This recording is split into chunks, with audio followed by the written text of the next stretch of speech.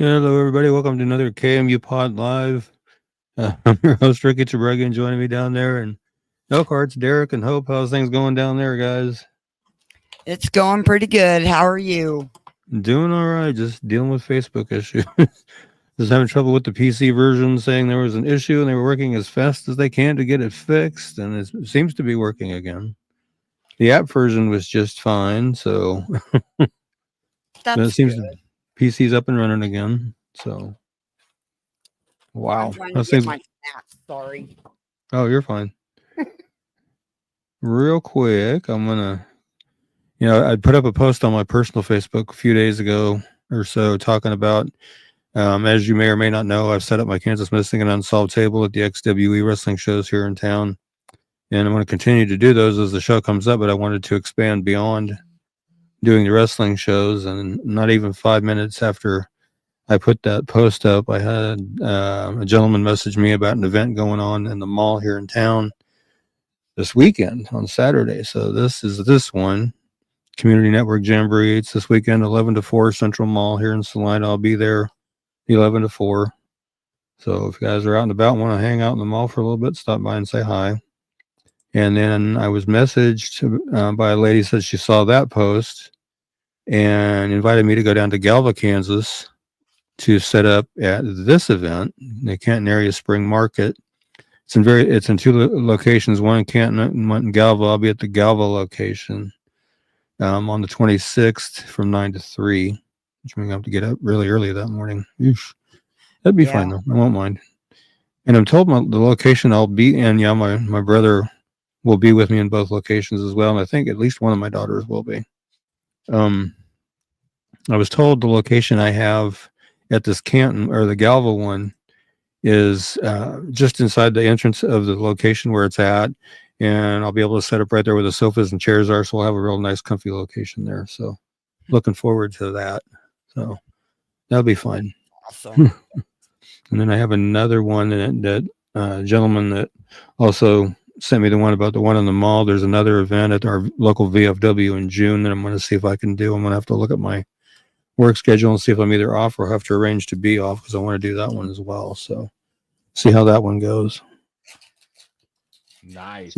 So they're coming. One lady commented, said, could you come to Kansas City? I'm like, well, I'm not quite there yet. I said, maybe if the Patreon starts taking off or something where I can finance the trip, maybe. But as of right now, everything I'm doing is coming out of pocket. I'm having a new banner made for the table. All my printing costs. I've just spent $150 on ink, spending $150 on the banner. So yeah, if you guys want to help out with some of that stuff, the KMU Live, it's patreon.com, KMU Live. I'd sure greatly appreciate the help. So, help me get to these shows and get stuff together for these shows.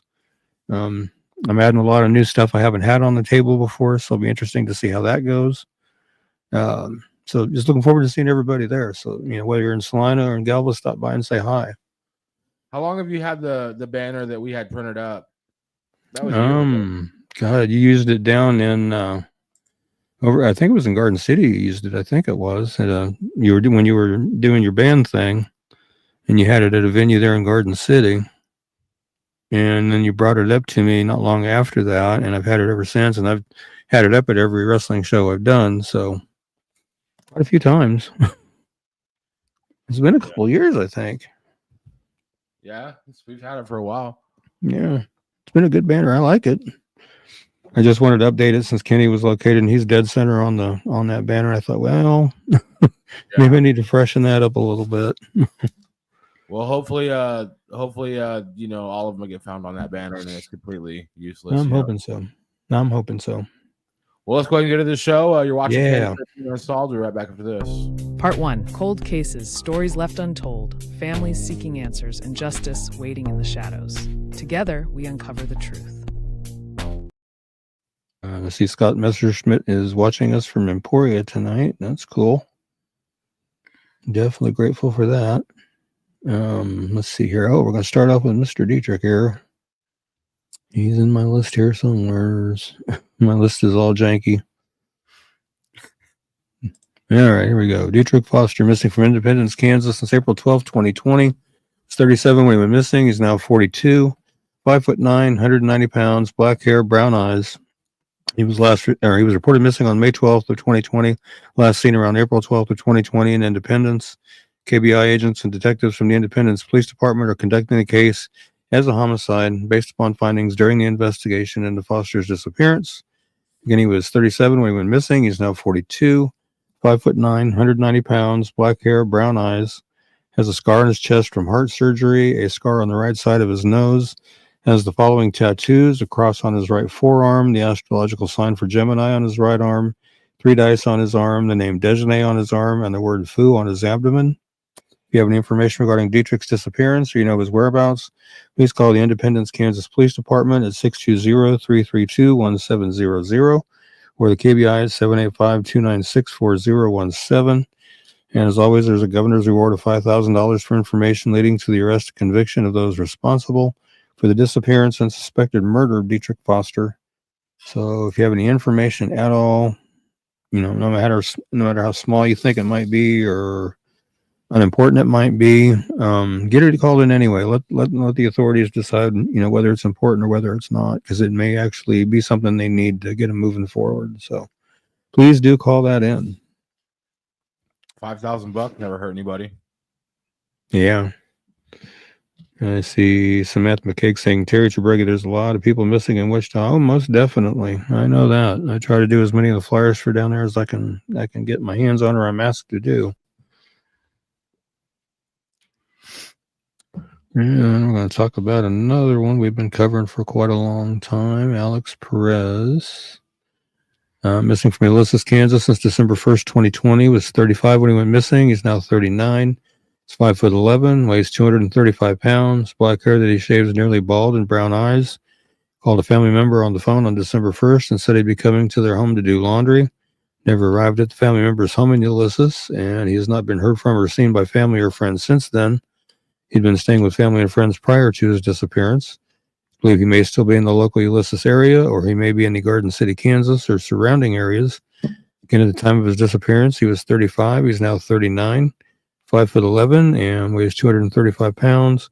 Black hair that he shaves nearly bald and brown eyes. He has a tattoo of a bumblebee on his face underneath his left eye. Has Perez tattooed on one of his arms. Has a tattoo of a cross on a chain across his chest. If you have any information regarding Alexander's disappearance or you know of his whereabouts, please call the Grant County, Kansas Sheriff's Office at 620-356-3500 or the Ulysses, Kansas Police Department at 620-356-4600 or the KBI at 785-296-4017 and see if we can't get Alex located and back to where he needs to be. And again, like I said, with Dietrich's flyer, no matter what kind of information you have, even if you think it's small, unimportant, call it in anyway. Maybe it's something they need to move them forward. So please do call it in. Even the smallest tip may turn out to be, most definitely may turn out to be valuable. Definitely. And this one's Jonathan Jensen, goes by John, missing from Kerwin, Kansas since June 14th, 2023. 52 when he went missing. He's now 54. 5'11", 190 pounds, brown hair, hazel eyes. He left without his vehicle, his cell phone, or his wallet. His daughter said that he does have some mental health issues and does tend to have episodes. Again, he was 52 when he went missing. He's now 54. He's 5'11", weighs 190 pounds, brown hair, hazel eyes. If you have any information regarding Jonathan's disappearance, or you know of his whereabouts, please call the Phillips County, Kansas Sheriff's Office at 785-543-6885 or the KBI at 785-296-4017 and see if we can't get Jonathan located and back home to his family.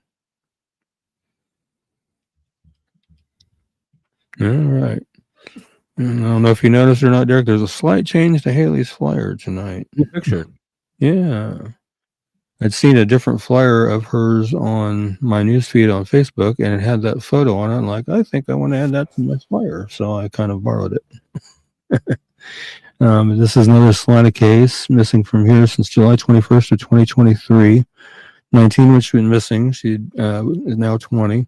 5'6" to 5'7", weighs between 190 and 200 pounds. Her hair is less known to be dyed bleach blonde, and she has blue eyes.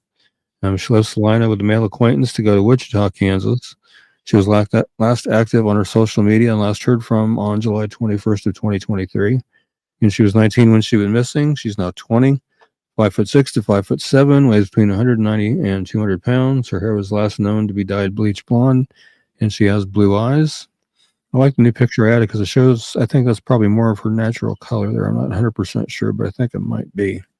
If you have any information regarding Haley's disappearance or you know her whereabouts, please call the Salina, Kansas Police Department at 785-826-7210 or call Crime Stoppers at 785-825-8477, or you can text SA Tips to Crimes, which is 274-637, or visit www.pd.salina.org and follow the Crime Stoppers link to submit a tip, or you can call the Wichita, Kansas Police Department at 316-268-4181, or 316-268-4407, or 316-263-6011, or the KBI at 785-296-4017. What we can do to help get her found and brought back home. I know her family is wanting her home. I have had, like I've mentioned before, I went to their vigil they had for Haley last August, and I spoke with her brother, her aunt, some of her friends and stuff, and there was a lot of tears shed that day. I can tell you that. There's a lot of upset and a lot of tears. And they really want her home.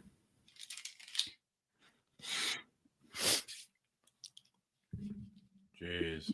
Yeah. Yep. Real quick before I get into Catherine Adams' flyer, I don't just make flyers. If by chance somebody submits information to me on a missing person or on an unsolved homicide case or something, I will forward it on to law enforcement that it needs to go to. If they don't want to do, if they don't want to, call them themselves or don't feel comfortable doing it themselves. I've done it many times. I have no problem doing it. As far as the flyers go, I don't just stop at making a flyer. I do, when I get information, add information, or in Haley's case, added that other photo. So, I do like to update. I like to add pictures when I get them, that kind of thing. Try to keep them fresh, especially if it's a different hair color, a new look, something like that. It's always good to try to update as it's possible to do so. But getting into Catherine Adams, she's missing from here in Salina, Kansas since April 29th, 1993. 35 when she was missing. She's now 67, 5'4", 120 pounds, brown hair, brown eyes. She was last seen at 4:30 in the morning on April 29th, 1993 at a Quick Shop convenience store in the 1700 block of West Crawford here in Salina. She drove a white full-size Ford van with "She Has Legs" written on the sides. Her van turned up abandoned at 5:45 p.m. I can't talk tonight. The day after Catherine's disappearance, at Russell's Restaurant on the 600 block of West Point Boulevard. The restaurant was closed for remodeling at that time, and doing some research and some articles, I found out it was parked on the north side of Russell's, which is away from the entrance, which they were closed anyway, but it would also conceal it from the truck stop on the south side. So, but there's a hotel and a couple other businesses on the north side too, so they would have seen it. And so, I don't know. Anyway, the van was spattered with mud on the outside and blood soaked on the inside. A large amount of blood was also found at a storage unit out on West Salina at the intersection of Centennial and Magnolia. It's called Triplet Storage back then. It's now known as Citywide Storage now. A large amount of blood was also found at the storage unit there. Catherine was a saleswoman for the Legs Pantyhose Company. She picked up her stock each day there, but there was no sign of her at either location, and she's never been heard from again. Police speculate someone attacked Catherine when she went inside the storage unit. It appeared they interrupted her in the process of loading the merchandise in her van, leaving the door of the unit open. Catherine was separated from her husband at the time of her disappearance, and she had a teenage daughter. Articles I've read stated that they did extensively question her soon-to-be ex-husband, and they cleared him of any involvement. Her case remains unsolved, and foul play is suspected. If you have any information regarding Catherine's disappearance, or you know her whereabouts, please call the Salina, Kansas Police Department at 785-826-7210. Or Crime Stoppers at 785-825-8477. Or you can text SA Tips to Crimes, which is 274-637. Or go to www.pd.salina.org and follow the Crime Stoppers link to submit a tip. Or you can call KBI at 785-296-4017 or 800-572-7463 and see if we can't get Catherine located and back to where she needs to be. It's been a long time. And I realized, back in 93, we had a lot of rain that year, a lot of flooding. And I know that probably hampered the investigations in more way than one by getting rid of any potential evidence they could have found when they were out scouring around the county looking for her. But see if what we can do to help get her found. If anybody knows anything, no matter how small or minute, call it in, please. Please call it in.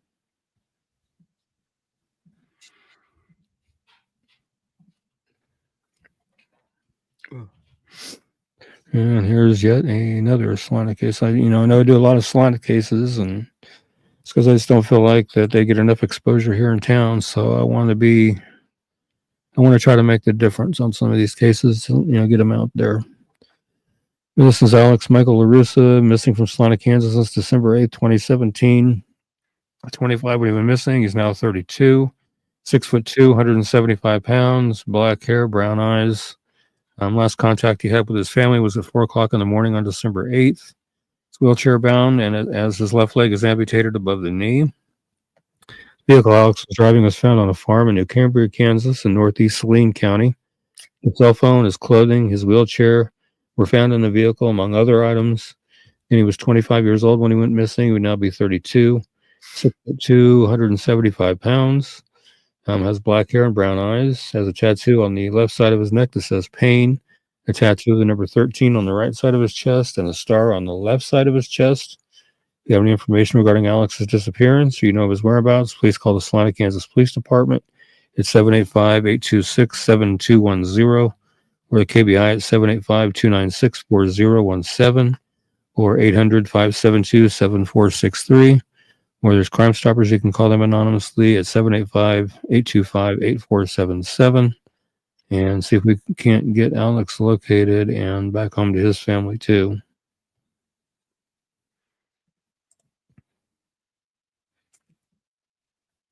Yeah, Raven says a lot of Solana cases. Thank you, Ricky, for lifting these cases up. Yeah, I do my best because, like I said, I don't feel like they just get enough attention, with other aspects of media and with the local law enforcement. So I try to do what I can to make sure they don't get forgotten. That's what I want to do. And Deefer, who's one of my admins, has hit her third deer this season. She hit it yesterday. Oh, wow. She's listening while driving, so please do not comment, Deefer. Just look for deer hard. And there's a guy that I work with at Menards that's got her beat. He's already hit 5 this year. Norm hit one like 2 months ago. Oh, man. Yeah. Totaled is his new car. Well, I didn't total it. They fixed it, but I mean, it was pretty messed up. He had to get it. I told him, I said, you do it one more time, the people you take it to fix your truck are thinking you're taking target practice. He didn't think that was too funny. Let's see. This is a Hutchinson, Kansas. It's an unsolved murder case. Gail Adele Leidy Sorensen, Leidy being her maiden name, I found out. On February 11th, 1977, Gail A. Sorensen left work to run some errands for her employer. After she did not return to work, her coworkers became concerned and notified her husband, who reported her missing. Later that evening, Gail's vehicle was found in the Dillon's parking lot at 734 East 4th Street in Hutchinson. A witness who was later interviewed said she observed a vehicle in the Dillon's parking lot that is believed to have been Gail's. She said that she observed a woman sitting in the driver's seat of the vehicle and an unknown male standing outside of the driver's door talking to the driver. She said they were both laughing and she assumed they knew each other. This unknown man was described as 26 to 28 years old, 5'10" to 6 foot, with shaggy brown hair, which was about collar length or longer. He was described as wearing wireframe glasses with brown lenses, a red stocking cap, and had a mustache and goatee. And there's a composite of that individual, and we have that. We can pop that up. Several days later, Gail's body was discovered southeast of Hutchinson along the Arkansas River levee. Her throat had been slashed, and she had been sexually assaulted. Police are puzzled as to how the killer gained access to that area since the fence prevented vehicles from entering, and officers had to break a padlock to gain entry. Her body could be seen from the other side of the water. However, fresh motorcycle tracks were found on the opposite side of the river. The bank deposit was never made. However, Gail only had $300 in cash. The rest of the $1,800 was in checks. Gail's purse was noted to be missing. Investigators also note that several years prior, they had investigated 2 cases in which a man accosted a woman in a parking lot with a knife at a discount store. In one case, a man sexually assaulted a woman by forcing her to drive a car to a rural area. In the second case, the man was frightened away by another motorist. The FBI Behavior Analysis Unit was asked to construct a profile after graffiti was found in a nearby Hutchinson Cessna Fluids product plant in May, as well as a random caller contacting the local radio station and having a 3-hour conversation with the host. However, police and the KBI have not discussed the connection. So if you have any information regarding Gail's murder, please call the Reno County, Kansas Sheriff's Office at 620-694-2735 or 620-694-2800, or the KBI at 800-572-7463. Or to remain anonymous, you can call 620-694-2666 or 800-222-8477. So there again, any information, no matter how small you might think that might be, please call that in. And Raven says, I got to hop out for a minute. I'll be right back. And there's the composite. And then we also have, I have a newspaper article that we have in there too that shows the graffiti that they found at the Cessna plant. It basically said that I killed Gail Sorensen and it's initialed underneath. Have you pop that one up there? Let me do it right now. I had the other ones up there for you. There you go. Okay. As far as I know, Catherine Adams' van is still in custody. I haven't heard anything any different. So I was thinking the same thing. I was wondering if they found any DNA that wasn't hers that they could send in for testing. That I don't know.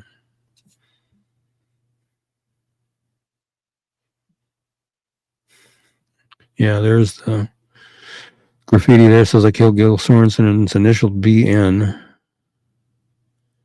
And I think at the top photo is the same thing. Just the bottom one's brightened up a little bit, I think.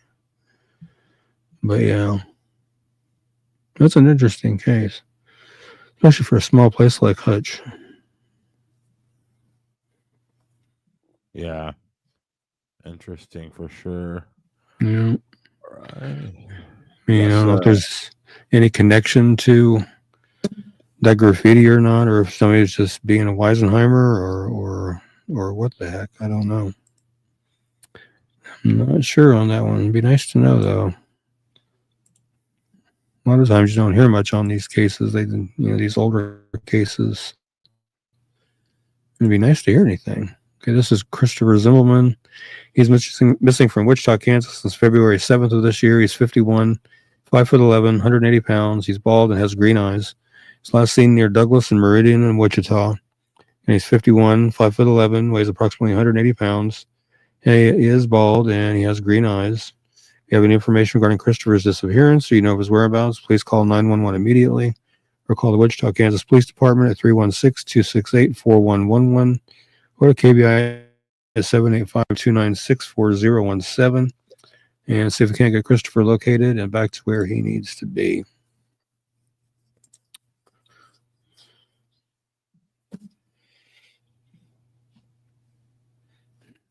Yeah, who's watching? Drop your city and state in the chat. Where are you tuning in from? We always like to see that. That's always interesting to know where everybody's watching from. See how far of a reach we're getting.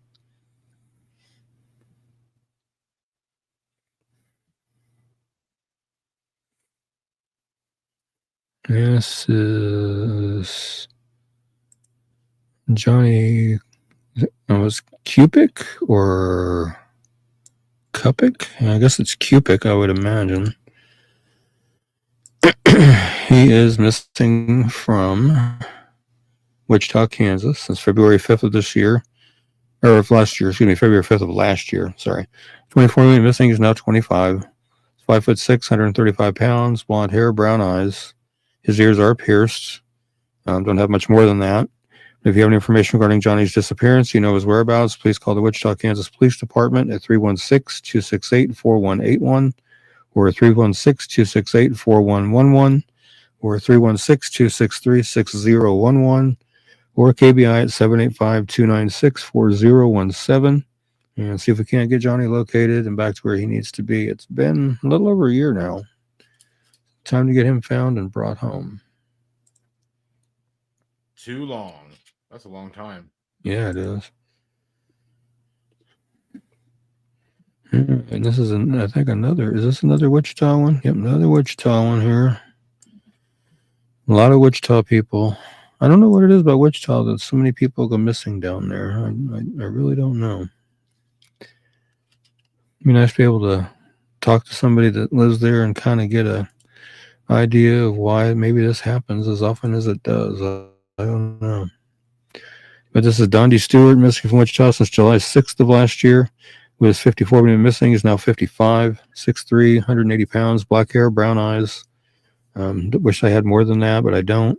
But if you have any information regarding Dondi's disappearance, you know his whereabouts, please call the Wichita, Kansas Police Department at 316-268-4181 or 316-268-4111 or 316-263-6011 or the KBI at 785-296-4017 and see if we can't get Dondi located and back to where he needs to be.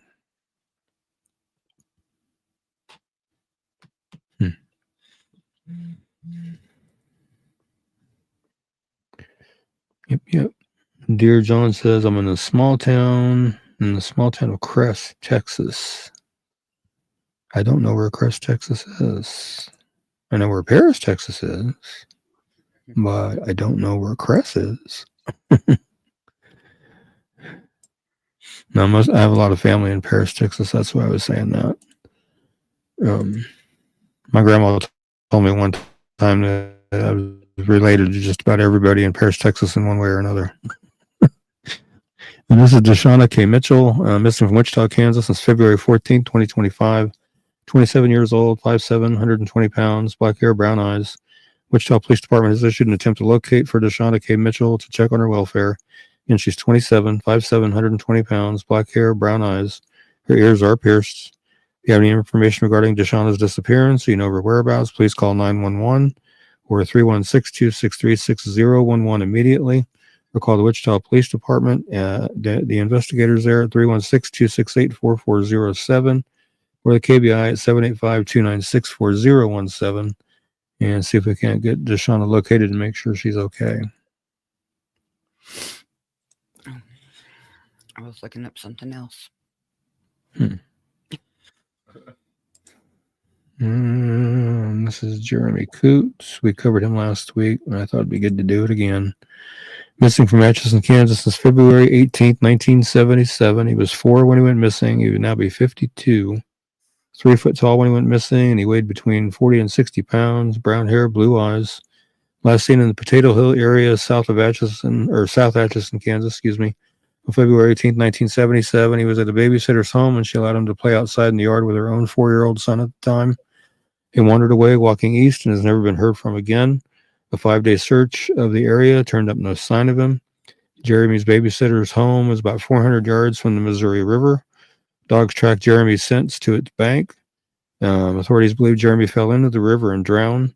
His body has never been recovered, and no trace of Jeremy has ever been found, like his clothing, his shoes, his hearing aid. He had one of the hearing aids that had the box that went in the shirt pocket and had the wire that ran up into the piece that goes in your ear to hear with.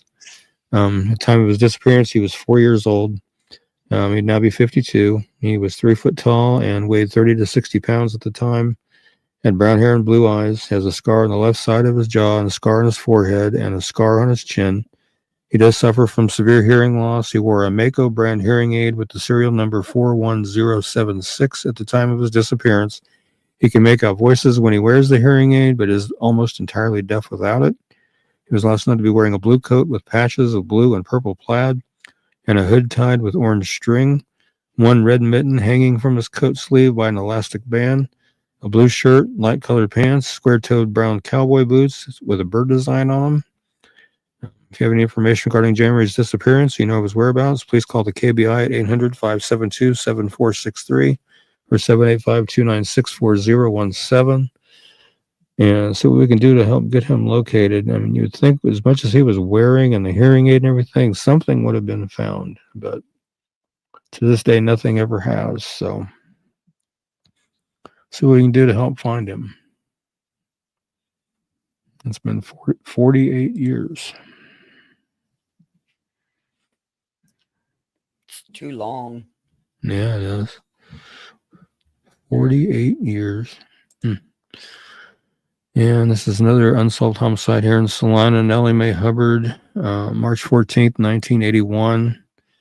Still remains unsolved after 43 years. It'll be 44 years on March 14th. Happened on March 14th, 1981, obviously. Nellie was found deceased in her residence at 1008 East Elm Street on the cot she slept in her living room. She was covered with a sheet, and the scarf she usually wore was found on the floor. She did put up a struggle during her attack. Ultimately, Nellie died of asphyxiation. She also suffered 8 broken ribs. One was broken in 2 places. She also had a broken bone in her throat. She also had an injury to the back of her skull. She also had bruises on her arms, and there was evidence of other internal injuries. Upon searching Nellie's home, investigators found $93,000 in cash and over $100,000 in certificates of deposits and a large quantity of silver coins dating back to 1886. They also found rationing tokens from World War II, and they also found tokens from a defunct city bus service that Salina had a long time ago. We also discovered that Nellie's home was filled with miscellaneous household items, trash, and other clutter that made 2 bedrooms unusable. She does deserve to be able to rest in peace, and so we need to really try to help bring her killer to justice. If you have any information regarding her murder, please call the Salina Police Department at 785-826-7210. Crime Stoppers at 785-825-8477, or text SA Tips to Crimes, which is 274-637, or go to www.pd.salina.org and follow the Crime Stoppers link to submit your tip that way, or call KBI at 1-800-572-7463 and see what we can do to help bring that killer to justice. And I wish I could find a better picture of Nellie. So far, I have not been able to do that. And hopefully at some point I can. I was thrilled to be able to get the pictures of the lighter, though, because all I could find was a really lousy photocopy of it and a microfilm version of the newspaper where the chief of police at that time was holding up a replica of the lighter, not the actual lighter. And this is the actual lighter. If you look at the top of the blue dome there on the left-hand side of that lighter, the fingerprint dust is still on that lighter. So there again, hopefully they submit that for DNA and see if there's anything on that wheel of the lighter. Although they have a thing now that's called touch DNA, where they can extract DNA from, like say you pick up your glass and set it back down, they can take that glass where you touched it and pull DNA from that touch. So that's the newest thing with DNA is touch DNA. And Tammy Sue Cook is saying that was a block from my old house in Salina at the time. Yeah, we lived about 2 blocks over and 1 block up from where that happened. 2.5 blocks probably. Yeah. And then this one is Gina Cyphers, another unsolved murder here in town. Just too many of them. Let's see. She was 24 years old at the time with an infant son. By all accounts, Gina was a loving mother and a good person. December 8th, 1995, Gina dropped off her 15-month-old son at a daycare program called Morning Out for Moms at a Salina church. When she did not return a couple hours later, the daycare called Gina's boyfriend at work. He went to the mobile home they shared and found the young woman brutally murdered. Baby was suddenly without a mom, and police were left with a case that has proven to be a tough one, obviously, because here we are in 2025. Nearly 30 years later, it's still unsolved. It was a crowded mobile home park in the heart of the city. Well, not really the heart of the city. It was more over toward the west side of the city. They were close together. The violence happened sometime between 9 in the morning and noon. Still, all these years later, Gina Cypher's murder remains unsolved. Initial newspaper reports said she was stabbed, but the police are keeping a lot of details secret. They say they have a lot of leads that have gone nowhere. If you look at that playing card down there, it does say she was stabbed, strangled, and possibly sexually assaulted down there. If you have any information on Gina's death, please call the Salina, Kansas Police Department at 785-826-7210, or call Crime Stoppers at 785-825-8477, or text SA Tips to Crimes, which is 274-637, or go to www.pd.salina.org and follow the Crime Stoppers link to submit your tip. There is a governor's reward of $5,000 available for the arrest and conviction of the person or persons responsible for Gina's death. So again, if you have any information at all, please call that in, no matter how small or unimportant you might think it is. Let the police make that call. So please call them and let them know. And the crazy thing is the location where her trailer was sitting, that trailer court where her trailer is sitting is nothing but a big old empty lot now. No, it's not North 13th. It was over there on West Cloud, right there off of Broadway to the west. And it's nothing but a big old empty lot now. There's nothing there. I mean, there's a white building still right over on the Cloud side. But other than that whole area is nothing but empty. No trees, no trailers, no nothing.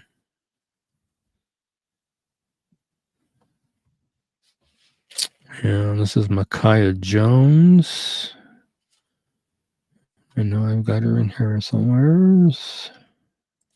Missing from Kansas City, Kansas since February 20th, 2025. She's 18, 5'2", 202 pounds, black hair, brown eyes. She does like to wear wigs, and she does have a nose piercing.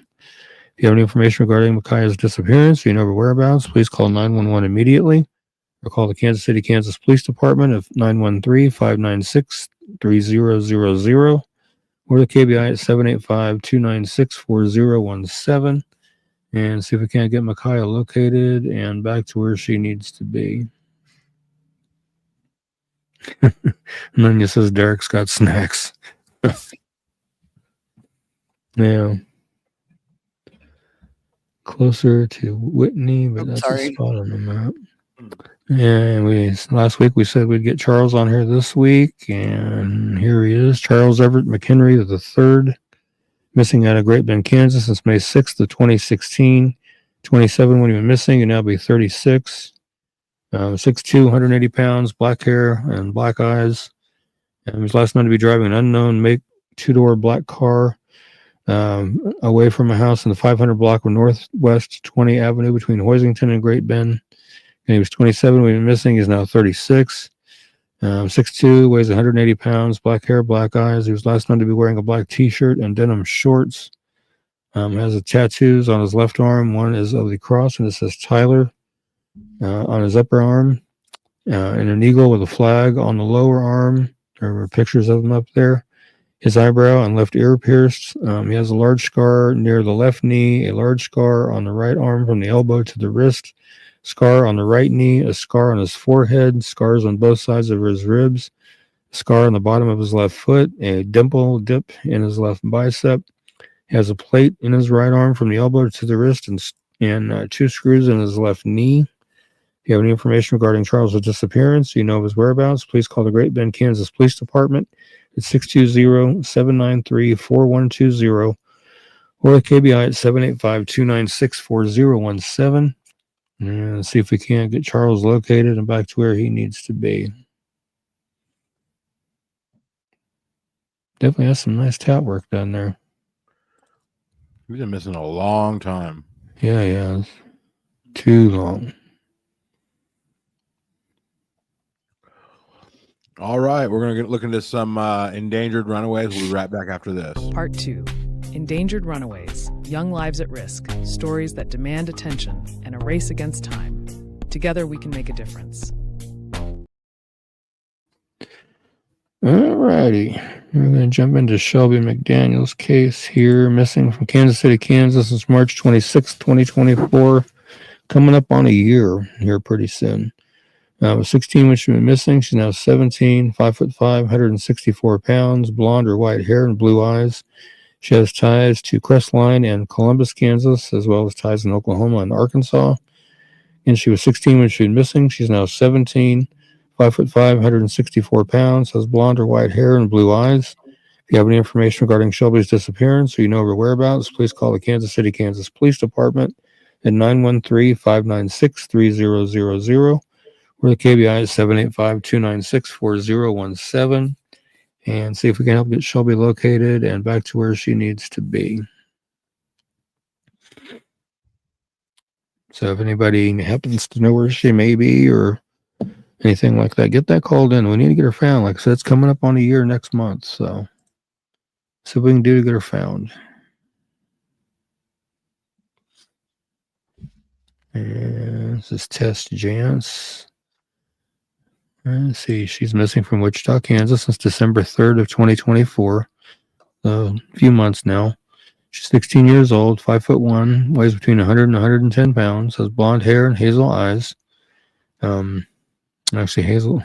One source said hazel, one said blue. I gotta get that straight. If you have any information regarding Tessa's disappearance or you know her whereabouts, please call the Wichita, Kansas Police Department at 316-660-9254 or 316-660-9456 or 316-263-6011 or the KBI at 785-296-4017 and see if we can't get Tess located and back to where she needs to be.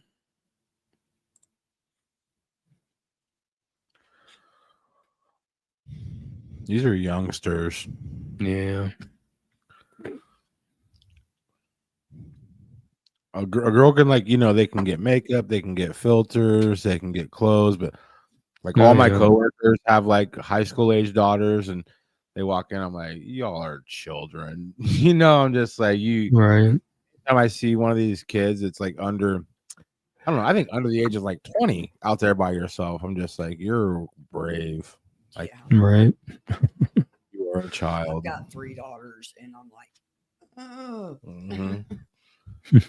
Especially my oldest. I'm like, don't go here, don't do that, don't do that. She's like, Mom, and I'm like, you're still mine. And my thing is, how do you, I don't know, how do people see these kids that are like out in public and not wonder? I guess, I don't know.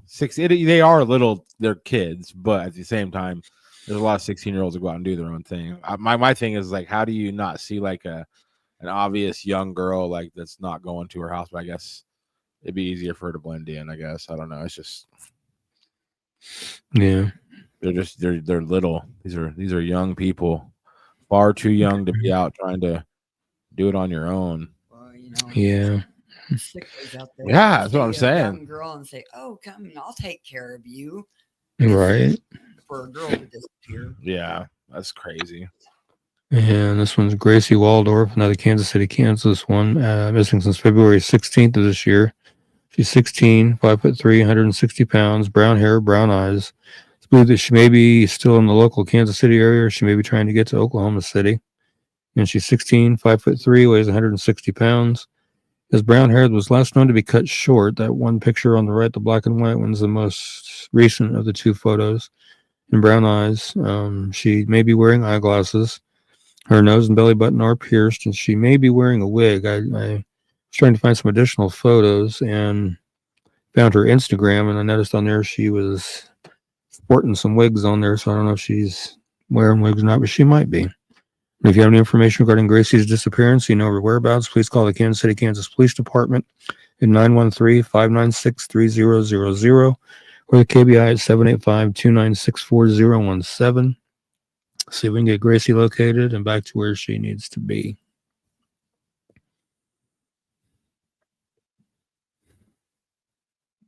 Kind of reminds me of my daughter because she's partial to wigs herself. She likes to wear wigs. Hair, I would be too, but I got enough hair to do 10 wigs. Oh, wow. Here's another Wichita case. Shania Caesar, missing since February 25th, so since yesterday. She's 13, 5'5", 200 pounds, black hair with black and red braids. You can see them right there on the right. And brown eyes. She was last seen early yesterday morning near the 24 block of West Savannah Street in Wichita. And she's 13, 5'5", 200 pounds, black hair that was last known to have red and black braids in it, and brown eyes.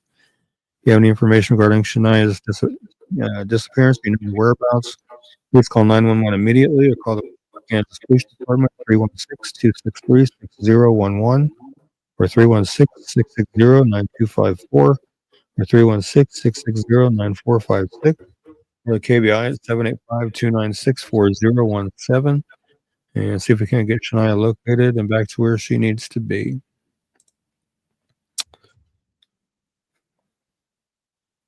I like the hair, I have to admit. I do like the hair. Yeah, it looks really cool. Yeah. I think you'd have to sit still for a long time for someone to do that. It'd take a lot of time. Yeah. And then you have John up there now. Yep, there's John. And we've covered him before, but I added the picture on the right yesterday, so I wanted to kind of cover him again here. This is John Gonzalez, missing from Roseville, Kansas since February 11th, 2025. He's 16. He's 5'8", 125 pounds, black hair, brown eyes. I did add this as well yesterday. He was last seen in Lawrence, Kansas 2 weeks ago, but he may also be in the Pittsburgh, Kansas area. And he's 16, 5'8", 125 pounds, black hair, brown eyes. If you have any information regarding John's disappearance, you know his whereabouts, please call the Roseville, Kansas Police Department at 316-776-0191 or the KBI at 785-296-4017 and see if we can't get John located and back to where he needs to be.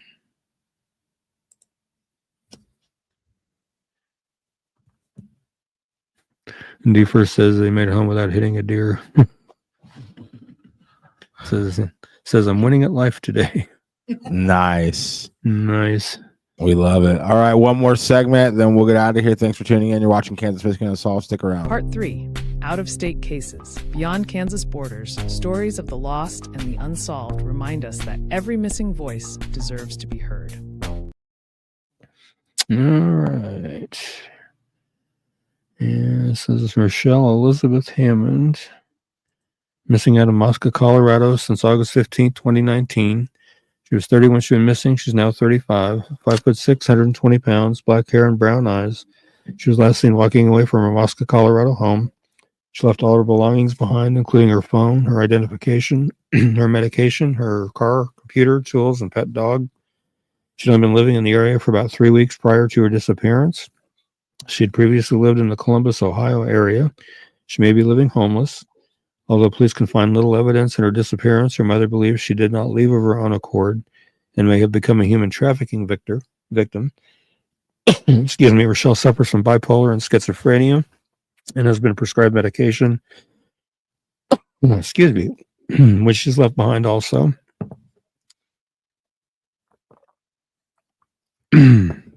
Excuse me. Throat's drying out. Rochelle's nose is pierced. She has numerous tattoos, including the phrase "live like a lion" on her upper chest, star behind her ear, a skull on the back of her wrist, stars on the inside of her forearm, cat with a bong on her shoulder, and other tattoos. There are some pictured there at the bottom. She was last known to be wearing a black tank top, khaki shorts, black Nike shoes, and she has a silver circular barbell in her nose. If you have any information regarding Rochelle's disappearance, you know her whereabouts, please call the Alamosa County, Colorado Sheriff's Office at 719-589-6608 and see what we can do to get Rochelle found and back home to where she needs to be. I'll let Ricky take a few deep breaths there. This is the sand dunes down there by where Rochelle was last seen. Pretty far. Me and Hope and May thought about going and checking it out, but it's like 9.5, 10 hours away, so it would be a to-do. Wow. Well, that's weird. I never would have thought dunes would be in Colorado. It just sounds just weird. Okay. Let's see if I can get this one together here.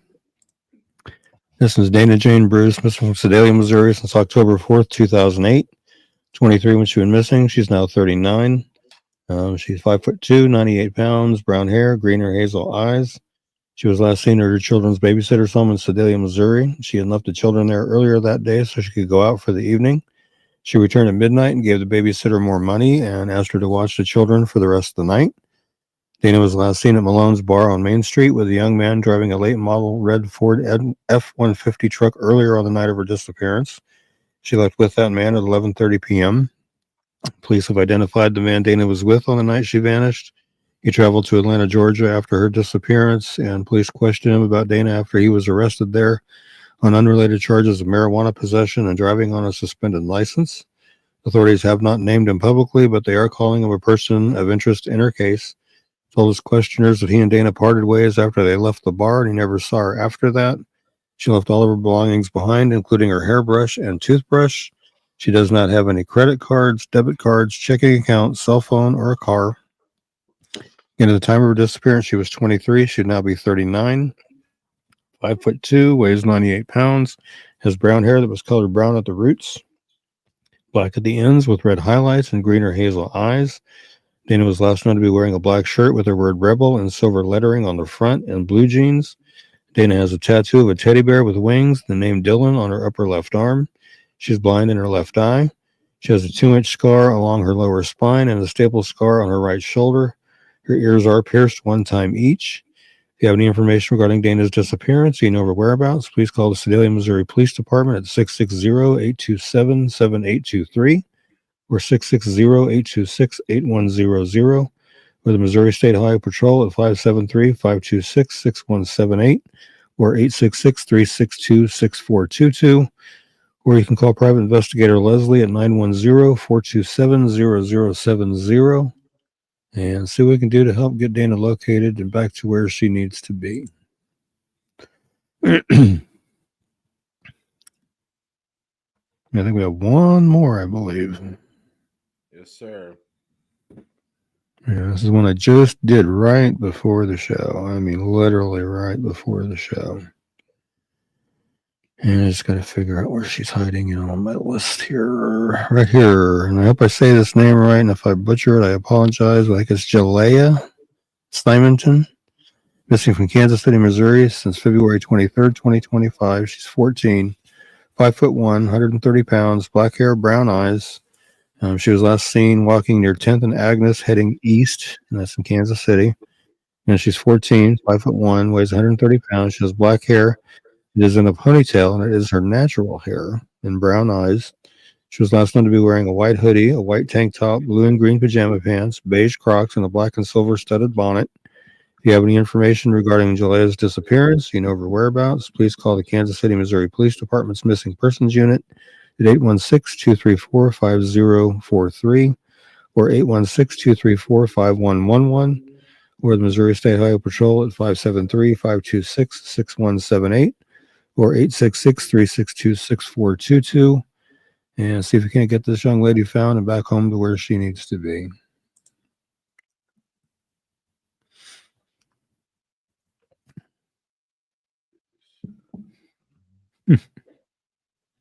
Kids never have drama. Okay. So we started the show with 159 missing kids, 157 currently. So 2 have been found. Oh, wow. Well, that's good. That's good when they're found. And hopefully they were found safely and okay and back to where they need to be. The milk carton kids in 1984, 6-year-old Eton Pats became one of the first missing children featured on the milk carton. I remember those. I do remember those. They did those to start a nationwide movement to try to find missing kids, and they put their pictures on milk cartons that went all over the place. Randy Leach, yeah. That's true. This case remains one of Kansas's biggest mysteries.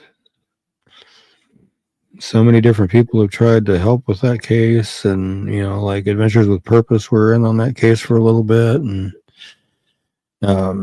there was one property where the property owners wouldn't let them search a pond on their property, and they left there and for some reason said they would never go back. I don't know if they were receiving threats or what the deal was, but they said they would never go back.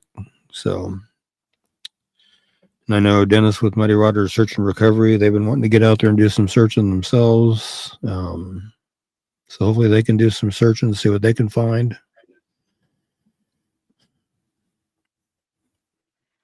See how that goes. Yeah. Yeah, BTK up 20 years ago yesterday was when he was arrested. Because his ego got the best of him.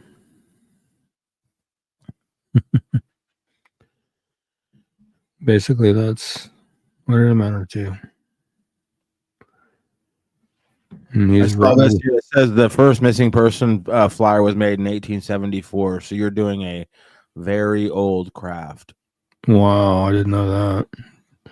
1874, and 4-year-old Charlie Ross was kidnapped in Pennsylvania. His case led to the first recorded ransom note. Wow. I did not know that. Did not know that at all. That's really a cool little fact there. First missing persons flyer in the U.S. dates back to 1874. Wow, over 100 years ago. That's crazy. No idea, Raven. Raven saying, why wouldn't someone not allow a search on their property? No idea, unless maybe they got something they have hidden. I don't know. Speculation. Don't know. And Rodney Cox is asking if he's still alive. No idea. No idea. They never found him. They never found the car that he had driven to this to that particular party that he went to, and it was his mom's car. So, Amber Alert system was created in 1996 after 9-year-old Amber Hagerman was abducted in Texas. Kansas was the first state to implement the system, helping rescue thousands of children. Yeah, it's a good system, but I think it needs some updating and some tweaking, I think, because I've seen some instances where a kid will be missing. They determine it's a silver or a Amber Alert, and that Amber Alert will come out 3 or 4 hours later. And it's like, okay, you've already gave them a 3 or 4 hour jump start. Right. So, yeah. Oh, BTK. Yeah, BTK is still alive. He's rotting away in the El Dorado Correctional Facility down in El Dorado, but he is still alive. It was interesting because his daughter had went down and talked to him for the first time here, not about a year ago, I guess, and was talking to him, about his his victims and things like that. And she said, initially talking to him was like talking to dad, but then when she started bringing up the cases, you can see his mind switch over into BTK mode when he was talking to her. So she said he may be getting old physically, but his mind is still very sharp. See, like a lot of people probably think that it'd be good to interview him, but I think that, I don't know. I think anytime he talks about that or anybody brings him up, that's why he killed those people. Yeah. He wanted to be a boogeyman. He wanted. It's like you can't talk about those crimes without him getting excited. It's like when I do a lot of interviews with people, and I kind of stopped interviewing people that were former addicts that told me that they were 100% in recovery, because they would spend the whole interview like telling what they were portraying as like horrid stories, but it was just them reliving the glory days of all those stuff they did. No, I was like, you're getting off on this. Like you're thinking back on the quote unquote good old days, but you're trying to pass it off. So it's kind of like that. Like, I think, BTK doesn't deserve, because anybody that talks about him and puts him in that realm of with Ted Bundy and stuff, that's why he did it, in my opinion. He wanted to be a boogeyman. He wanted to be the reason kids were scared to go to sleep at night, And any amount of attention he gets is feeding his ego, in my opinion. Here's a thought for you. At one point in time during the whole BTK thing, he worked at ADT installing security systems in homes. And they had quite a few orders for security systems during the time that he was out on the loose because of him. So, I mean, think about it. You're calling ADT saying, hey, I want your alarm in my house because of BTK, and they send BTK to put the alarm in your house, but you don't know it's him, obviously. Nobody does. But I mean, think about that. You let BTK in your home to put an alarm in your house to protect you from BTK. Well, from a sales point, it's kind of like the local tire shop running around throwing nails in the road. They're just like, hey, let's drive up some business here, Right. I thought about that yesterday, and I was like, that is a spooky thought. How many homes did he actually go into to put alarms in that were ordered because of him? That's a scary thought to think about. We'll get out of here in just a second after Ricky's prayer, but just real quick, I wanted to talk about I always ask people what got them into true crime, and I think a lot of us that like true crime kind of got into it the same way, if you're at least my age. But obviously 1874, there were posters. In the 80s, we got amazing television like Unsolved Mysteries, which I think is Unsolved Mysteries is the starting center of everything you see today. Then you had America's Most Wanted, and then you have people like Ricky Tabruggi, the digital age, where Ricky would make a flyer from his computer in Salina in his apartment, hit posts, and then 100,000 people might see it in 10 minutes. So at the end of the day, it's like Unsolved Mysteries. Yes, it was a television show. Yes, they had to like survive as a television show. But at the end of the day, the whole idea of it was to solve crimes. And if you watch old episodes that have been updated with like at the end where they'll tell you, most of the old episodes are so old that not only did they find the killer, a lot of times at the end of it says like, and that person's out of jail now because they were in there for 25 years. You know what I mean? Like, yeah. But that show solved crimes all the time. Right. Right. My real first dip into true crime was when I was working at Boston Truck Stop back in the 90s. I was working behind the fuel desk, and one of the drive hands had found a True Detective magazine out on the drive lanes and brought it in. I said, "Let me see that." And he handed it to me, and I was kind of thumbing through it a little bit. And then when I went on my lunch break, I took it with me and sat there and was reading through it on my lunch break. And then I started buying those magazines after that. And then I'm a mafia buff also, so I've read a lot of books on the mafia and watched a lot of stuff on the mafia too. So, I mean, that's kind of where I started was back in the 90s. But I mean, the missing persons end of it, I didn't start until I got onto Facebook. So, and Raven says, "Thank you, guests and my mod family for sharing some time tonight." Is Raven one of your mods? Yep, she's one of my mods. Oh, They're cool. called the Milfy Mod Squad, and they don't take no crap from anybody. Oh, wow. Oh, cool. And remember, folks, I will be at the mall at this Community Network Jamboree, showcase your important work this Saturday, 11 to 4. So if you guys are out and about, want to stop by and say hi, feel free to do so.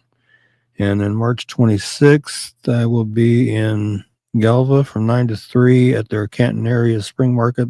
They have one in Canton, one in Galva. I'll be at the Galva location. So if you're there, stop by and say hi there too.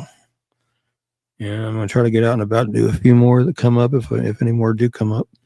But with that being said, thank you everybody for joining us tonight. And as always, Heavenly Father, thank you for bringing us together tonight so we can go over these unsolved homicides and these missing persons to try to help bring some closure to some families and bring some missing people home. Can't do it without you, and can't do it without these flyers reaching the right ears and the right heart to do the right thing and make those calls. And pray that they will do that. And until next week, everybody stay safe, stay healthy, enjoy the nice weather, and have a great night. Amen. Amen.